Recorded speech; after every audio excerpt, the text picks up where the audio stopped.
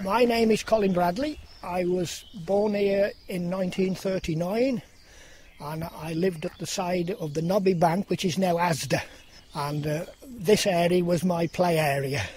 So any information I can pass on, I'm only too happy to.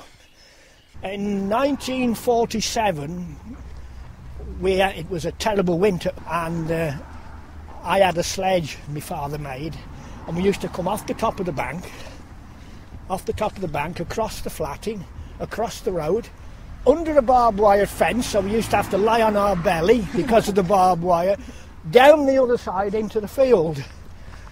And one of my mates used to stand by the road, and if he saw my father coming down the road in the buzz, he used to wave, and I used to keep hold of the rope and then roll off it before he got to the road, else he'd take it off me for crossing the road, you see. See what it says there? Bradley Road. Yeah, well, my name's Mr. Bradley. Yeah. That was my uncle, to be honest. He had a coal ground, and this was all stones. The bus depot was here, where my father worked, but from there, all you'd see was the top of the buses. I used to sit on a truck and go belting down there into the garage when I was about 7. This was all pit mound, and they used to bring the tanks up from off the army camp, which was a big camp then, a main camp.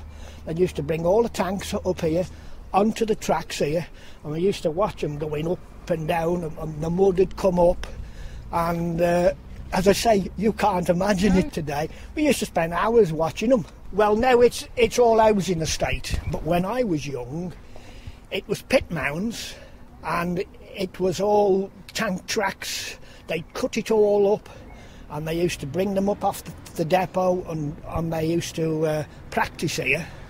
And they had a little hut, a pillbox they used to call it, with like a military place in it, and if we got too close, he used to chase us off, so we used to run like blazes.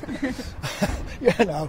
And what we used to wait for, because of the dips, it was all banks, they'd go up and down and up, and then as they went down the next one, the water would come right up in the air, all clayey water. Absolutely, to us it was horrendous, but as I say, we used to have to be very careful, else they used to chase us off. And this was just stones.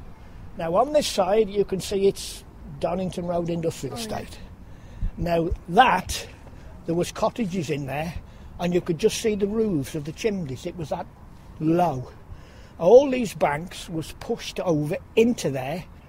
Round the corner from there was my grandfather, and he had a small holding, and that's where I worked, and he knew how to make me work as well. I could never say I was bored. He used to tease me something terrible. I used to get my own back, but if I wasn't quick enough, I finished upside down in the water bottom till I blew bubbles. He'd say, "Come with me, my lad, we'll go down to the stables, bring the fork and bring the barrow," and I'd be mucking the cattle out and so forth, and, you know. How old were you when you started working? 9, 10. I started getting their coal in, and he'd stand there and he'd say, "All the lumps to the front and the slack at the back." And he had a ton, because he was a miner. Now, forget the trees, because they wasn't here.